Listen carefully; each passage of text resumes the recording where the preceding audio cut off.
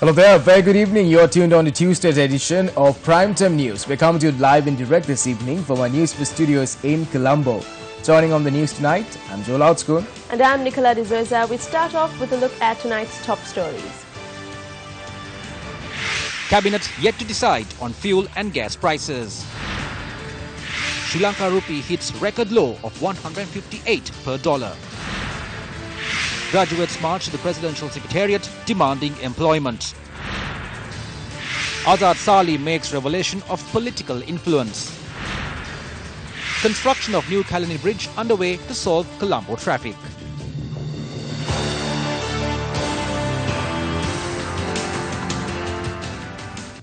Well, good evening, ladies and gentlemen. Good evening, Joel. Good evening, Nicola. Welcome to the newsroom. I am Shaheen Jurangpati. Well, to get the stories underway, the Cabinet of Ministers convened this morning under the auspices of President Maithripala Sirisena. Now, speaking to the media following the meeting at the Presidential Secretariat, ministers said several decisions were taken to resolve the issues of the people. A committee will hold discussions with regard to fuel prices. However, a final decision has not been reached as yet. Discussions are underway with regard to the price of gas. It was brought forward by Minister Sajid. However, a decision is yet to be reached on it. Cabinet reshuffles, abolish executive presidency or not, will there be another election or not? Are those the most important questions at present? There are over 60,000 unemployed graduates to whom jobs must be provided. The lands must be divided. Houses have to be constructed. We need to provide electricity. We need to provide water. We have to protect the farmer, the fishing community, the middle-class state employees. These are the most important topics. The government of good governance will move forward whether agreements are signed or not. Now I will give you the best news for the benefit of the country, which is that cabinet approval was granted to construct 2,500 Udaga Mana by 2020. A direct order was issued to get the lands immediately to construct the remaining villages. The government is moving forward without any disturbances from anyone. The government is moving forward successfully with strength. Following the cabinet meeting, ministers of the Sri Lanka Freedom Party met with President Maithripala Sirisena and held discussions separately. This was not a special discussion. We usually discuss about the present situation, about political, social and economic problems following the cabinet meeting. We held that meeting as usual. Asked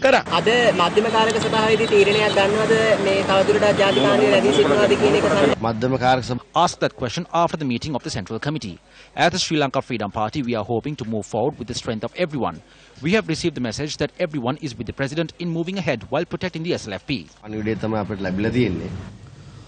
Now, while these ministers seemed quite positive about the current situation in the country, that doesn't seem to be the case, because the rupee continued its downward trend, hitting an all-time low of 158 rupees and 69 cents against the US dollar amid pressure by importer dollar demand. Now, analysts say a wait-and-see approach by exporters after the Sinhala and Tamil New Year has resulted in a shortfall of currency in foreign currency in the system. Now, the US dollar closed at 156 rupees and 85 to 95 cents the previous day. The rupee remained broadly stable during the first 8 months of 2015, but depreciated substantially thereafter as a result of the central bank's decision to allow greater flexibility in the determination of the exchange rate. The rupee fell 2.5% against the US dollar last year, 3.9% in 2016 and almost nearly 10% against the US dollar in 2015. According to the central bank, the rupee has weakened 2% against the US dollar up to April 5th this year. The currency has also depreciated 4.8% against the euro, 6.4% against the sterling pound and 7.1% against the Japanese yen. One of the key concerns of a weak Sri Lankan rupee is imported inflation. Sri Lanka is an import-dependent country. Most of our essential goods, including fuel, cereal and large number of food items are imported into the country. Although a weak rupee would help our exporters to be competitive in the global market, it would push cost of living up, especially with global oil prices rising. A depreciating rupee will make imported goods expensive. This could also trigger political consequences for the government in power, as voters will be willing to listen to an alternative force. Reuters, citing dealers, said they expect the rupee to gradually weaken and face higher volatility this year due to huge debt repayments commitments by the government. Now, while the rupee is depreciating, there might be other complications as well in the country. Now, we have 3 bottles of kinds of fuel before me. This, of course, on my far right is a bottle of kerosene oil. and then we have diesel and petrol. If you look at the prices closely of a litre of diesel, right now the CPC sells a litre of petrol at 95 rupees with tax and charges amounting to 30 rupees and 36 cents. Right. Then let's take a look at petrol. CPC currently sells petrol at 170 rupees per litre with tax and charges coming to the cost of 52 rupees and 95 cents. Kerosene oil, let's leave it to the side, put it to the side for the moment, because at the moment there has been no mechanism for it as yet.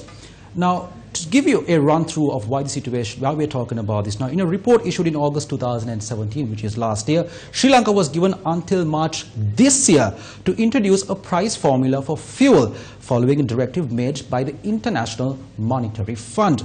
Now, in its evaluation report, the IMF said had called for an automatic pricing mechanism to be formulated in order for Sri Lanka to secure the next tranche of its extended fund facility. Now, as Sri Lanka has failed to meet this deadline, the IMF issued an ultimatum to the government of Sri Lanka to bring an automatic fuel pricing formula before June this year, or they may hold the fourth review of their $1.5 billion stabilization program with Sri Lanka. So you can expect these prices to increase this June. But let's talk about why we are in this situation right now. Now, when this government came into power in 2015, a political decision was made to reduce the prices of fuel drastically. However, they did this against a backdrop where the prices of fuel in the world market were relatively low. However, right now, the prices of oil in the world market have increased drastically. Now, as rupee has also depreciated, this is expected to cause more problems for Sri Lanka, as the dollar, which was at 133 rupees back in 2015, as our report earlier before, is today at close to 158 rupees. Let's talk about the losses the Ceylon Petroleum Corporation is incurring a day. Because of this inability to implement this price mechanism, the CPC incurs a loss of 39 million rupees a day. The main cause for the CPC to incur such large losses is because some of the state-owned enterprises have failed to pay back the money for fuel. Let's talk about the highest enterprises which owe the CPC. This chart here explains everything. The Ceylon Electricity Board and affiliated companies owes a staggering amount of 63 billion rupees to the Ceylon Petroleum Corporation. And then we have the controversial national carrier of Sri Lanka, Sri Lankan Airlines, owing the CPC at 13 billion rupees. And then we have the Sri Lanka Transport Board, railways and other sectors owing 4 billion, which brings a total of 80 billion rupees. The question is, the all-important question we need to ask ourselves and our viewers, under whose supervision are these state-owned enterprises which are causing losses to CPC are being run? Here we have the CEO of Sri Lankan Airlines, Captain Surendra Patta, who has been amidst so much of controversy. And then we, of course, have the chairman of the CEB, W.B. Ganiwala. W.B. Ganiwala, of course, was appointed to that position quite recently. The question is, shouldn't these people who run these state-owned enterprises which owe a massive amount to the CPC, which is causing losses to the country, be held accountable for these losses that are being caused? Are we the ones who have to pay for these losses which are being caused? Let's talk about the IMF again, the International Monetary Fund. Now, because of this situation, Sri Lanka continues to request for loans from the International Monetary Fund, as Sri Lanka seems to be in a massive debt crisis. But the IMF also continues to give Sri Lanka its loans. But these loans are being given on massive and strict conditions. This essentially has made Sri Lanka the IMF's puppets.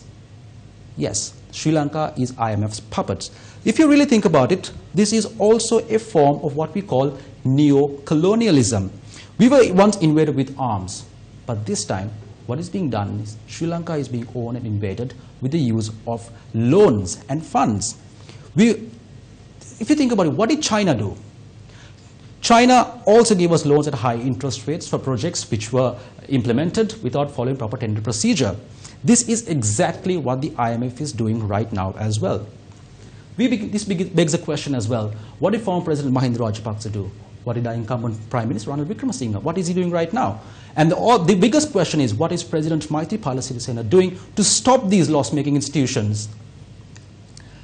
While all this is happening, while all these losses are happening, while all these issues are also happening, while certain assurances were made, the Unemployed Graduates Association also staged a demonstration today demanding employment in Colombo. The march, which began from Colombo Fort, reached the Presidential Secretariat. Police took measures to temporarily close the Lotus Road in Colombo due to the protest. 5 protesters were given an opportunity to enter the Presidential Secretariat. We were given a chance to hold discussions with Prime Minister Secretary Dadalage. They promised to call for more interviews in a systematic way. The government should make a policy decision to provide jobs for the unemployed graduates. We will wait until the 30th of April. We will start making arrangements to continue with the struggle if they do not fulfill their promises. Well,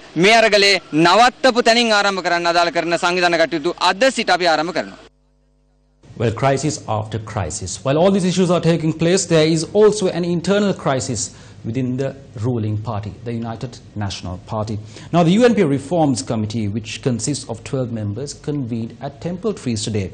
Now, today as well, the Prime Minister, regardless of external allegations, continued to sit at this meeting today. Now, speaking at this meeting, State Minister Ajit P. Pereira said there can be no leader, deputy leader or assistant leader who can serve for life. Yes, he also proposed that these positions be chosen through an election. Now, in response, Minister Sajid Premadasa, the deputy leader of the party, said he is ready at any given time to face an election for the post of deputy leader. However, there were certain ministers who were not so much in favor of an election being held to choose these leaders. Now, certain party members have begun to doubt if State Minister Ajit P. Pereira did make this proposal, knowing there wouldn't be an election to choose these leaders, nor would there be anyone as candidates for these positions. Now, today, a final decision could not be reached at the Central Committee meeting, at this Reforms Committee meeting, and a meeting will be held tomorrow as well. Now, keeping all of this in mind, the All Ceylon Peasants Federation also convened a media briefing today to talk about the prices of goods.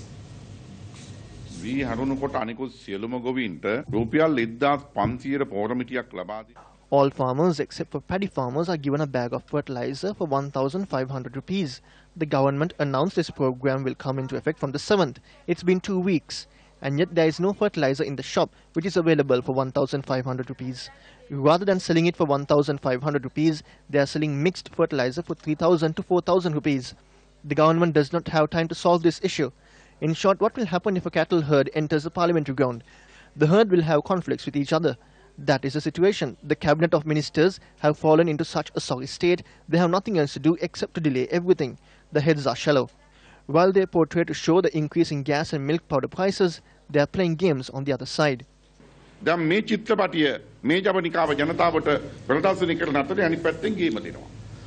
Now, it's a known fact that this government came into power with the objective and with the mandates that they would eradicate corruption from the country. Having said that, former Central Bank Governor Arjuna Mahendran and former Sri Lankan Ambassador to Russia Udayanga Weeratunga are wanted by Sri Lankan courts over serious acts of fraud and corruption currently investigated by authorities.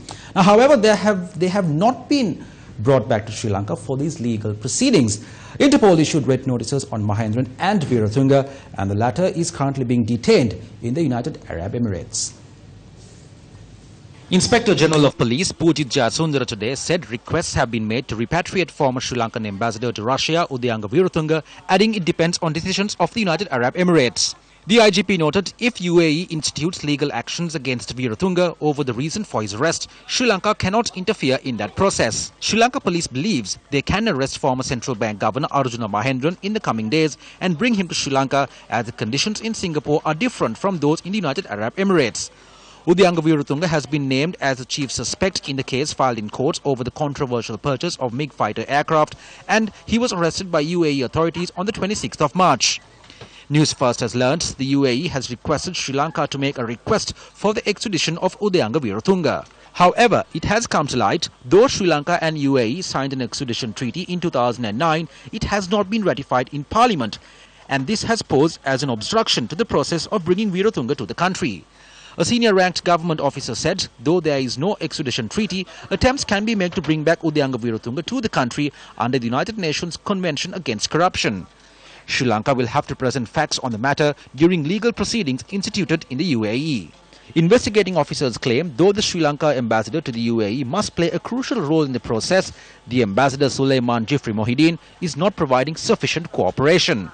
As a result of this situation, authorities have been compelled to spend 12 million rupees for assistance from a private attorney based in the United Arab Emirates. Suleiman Jifri Mohideen was appointed as ambassador after the present government came into power, and he was once a member of the UNP Working Committee and a close associate of Prime Minister Ranil Wickremesinghe. Arjuna Mahendran, a Singapore national, is wanted for a case filed by the Criminal Investigations Department over the central bank treasury bond scam. At present, there is an existing extradition agreement between Sri Lanka and Singapore to enable authorities to arrest Mahendran and bring him to the country. Experts point out, in addition, the process can be easily put into force as both Sri Lanka and Singapore are Commonwealth nations. Yet, the cooperation of the Sri Lankan High Commission to Singapore is paramount to locate, arrest and extradite Mahendran. Attorney at law Nimal Veeraratne serves as a High Commissioner to Singapore, and he once briefly served as a treasurer of the UNP. In 2016, after losing his position as governor of the central bank, Arjuna Mahendran was appointed chief of the 5-year program by the Prime Minister, and tour to Singapore was coordinated by Nimal Veeraratne. Nimal Veeraratne is a senior partner at a legal firm known as Varners. According to its website, Mahinda Haradasa is also listed as a partner. In addition, Mahinda Haradasa, while in the director board of Sri Lankan Airlines, advocated to bring in Air Asia along with his relative Dilan Haradasa, raising concerns of another case of nepotism. Mahinda Haradasa is a member of the UNP Working Committee and served in the director board of Sri Lankan Airlines. Will the diplomats in the UAE and Singapore, who are close associates of UNP leader Ranil Wickremesinghe, cooperate to bring back Udayanga Weeratunga and Arjuna Mahendran? Is there any possibility to bring those suspects to Sri Lanka without sufficient cooperation from them? Adding to those questions, will the issues of this country, of the people, be addressed by the authorities? I'm Shayan Jurampati. It's back to the main news desk. Now on to a story that was mentioned on the headlines. Construction of the new Kalani Bridge, which is aimed to solving the traffic congestion in Colombo and surrounding areas, is currently underway. Heavy traffic is always reported during the rush hour when vehicle attempts to enter and leave Colombo via the Kalani Bridge. The present Kandy Bridge is the only way for vehicles coming from Kandy Road, Negombo and the Katnayaka Expressway have to enter Colombo. Thus, there is a traffic congestion. The new Kalani Bridge project was launched as a solution to this, and the 3-kilometer-long bridge will be Sri Lanka's first ever state-of-the-art suspended bridge.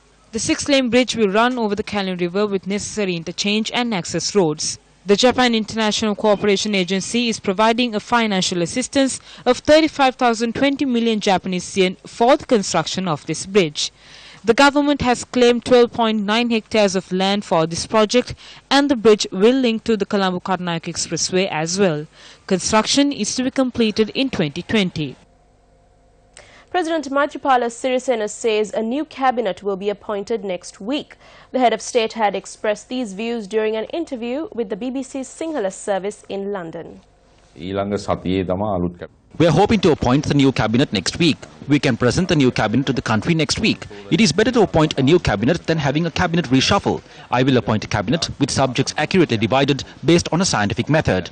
With the final proposals that will be submitted, I will check whether anyone is fit or not to be appointed as a cabinet member. This is my responsibility. According to that, I will take the relevant decisions. The cabinet of ministers must be one where the country and the people can have faith in. The Central Committee of the Sri Lanka Freedom Party will meet tonight. Now, the 16 members of the SLFP who recently defected from the government are of the stance that the Sri Lanka Freedom Party should completely leave the government.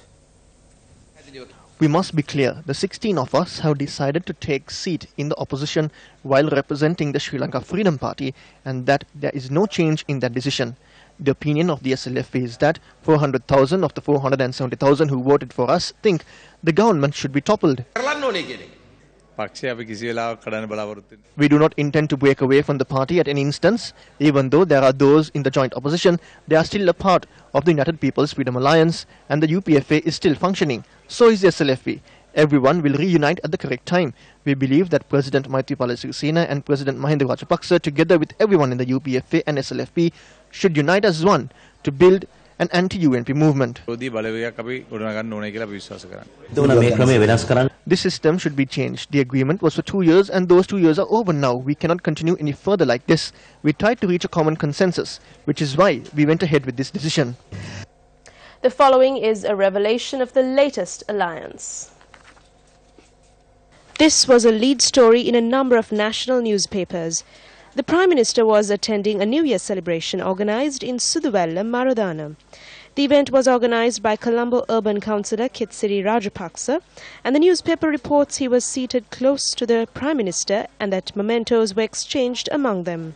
Incidentally, after Prime Minister Ranil Wickremesinghe survived the motion of no confidence on the 4th, that night he visited the Gangarama temple in Colombo, and it was Kitsiri Rajapaksa who was seen close to the Prime Minister. When the next day dawned, Colombo witnessed a large number of massive hoardings extending wishes to the Prime Minister, and this was an initiative of the urban councillor. Kitsiri Rajapaksa was once arrested by the Terrorist Investigations Division as well. On to a very interesting story now. Leader of the National Unity Front, Asad Sali, used video footage to make a revelation on political influence.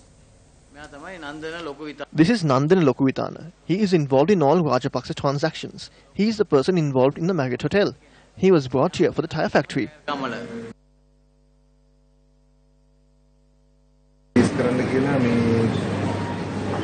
Prime Minister කිව්වා. ඒකට cement එක හරි. දැන් අද අරගොල්ල කතා කරනවා කවුද cement technical team එකක් ඇවිල්ලා තියෙනවා. ඒකට අපිට ඒකක් තියෙන ඒක නිසා වැඩ වැඩි ඒක නිසා අපි ඕගනයිස් වෙන්න ඕනේ ඊට වඩා.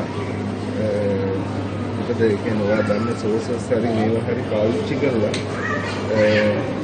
කියන්නේ අපිට ප්‍රොෆෙෂනල් පාර්ට්නර් අරගෙන බ්‍රෑන්ඩ් එකකට කොස්ටික්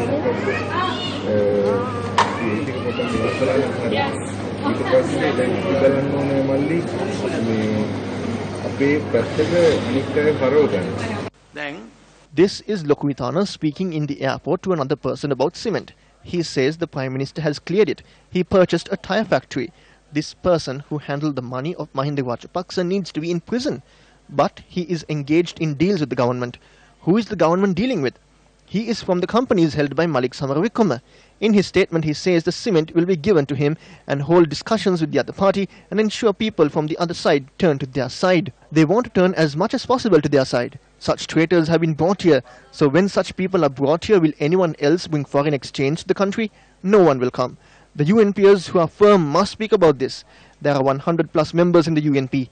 What is the deal your leader has with Lokuvitana? None of the UNP working committee members have the courage to raise this matter. You are speaking while having people like this with you. Let's now take a look at the day's illustrated news by Asanka Ladueherti.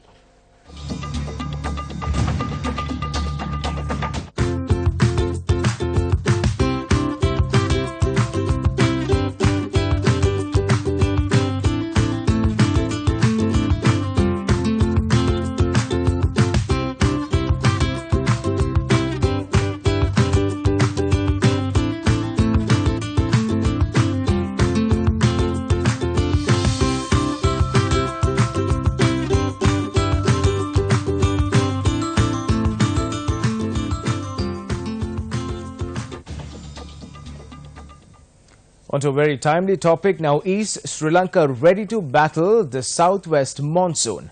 This question was posed to a panel of experts on Face the Nation Air last evening, and here are some of the key points raised by the panel. As soon as you receive a warning from the Met Department, what's the first step that the DMC takes? The first step, we received the warning. We informed our Director General. After that, Secretary informed the Minister. Minister gave the message to pass the message to all the stakeholders. So this is my question. Yeah. Is that the correct sort of way in which, should it be going upwards, or should it be getting communicated downwards to the heads of the disaster management units in each of the districts and to the divisional secretaries and the local police stations in the affected area? So should that communication be going upwards or downwards? At the same time, we communicate all the stakeholders. The emergency operation unit, there are police and 3 forces are in place in every 24 hours. So they pass the message to the police, and one hand, other one is we inform to all the district secretaries and stakeholders. But can't you disseminate the message without the consent of the minister? we don't need to get the minister's approval past the technical message. So normally what happen, so Med department, if there's a severe weather, they call the meeting, they call the NBRO, irrigation department, other things, so they advise, so come in 24 hours, weather is like that. So then we operate our, early warning centers and everything. So the problem here, as he mentioned, so there is a weather, but there is a rain, but at the moment we can't tell the exact amount of rainfall. This is very important for the landslide or flood predictions. Well, what's the score? What's happening in the world of sports? All the action is up next on the Sports Roundup.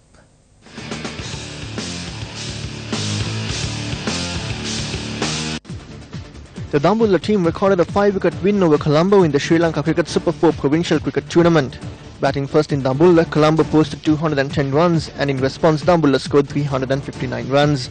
Colombo posted 351 runs in their second essay and Dambulla was forced to chase a target of 203 runs. Dambulla reached the target in 48 overs, losing only 5 wickets. The Sri Lanka team, who emerged runners-up at the South Asian Junior Table Tennis Championships in the Maldives, returned to the island today.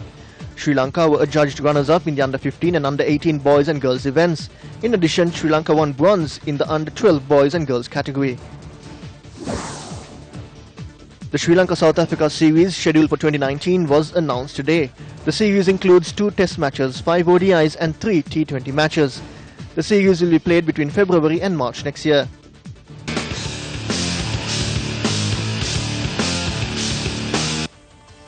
Well, that's a wrap of your primetime news for tonight. Thank you for joining us. For the Newsfirst team, I'm Nicola D'Zoiza. And I'm Zulotskun. Thank you very much. More news follows on our website, www.newsfirst.lk. Amid delays in the least cost power generation plan, are we heading towards a power crisis and higher electricity prices? Stay tuned. Up next is Biz First in Focus, featuring a discussion with the Director General of the Public Utilities Commission. Take care and good night.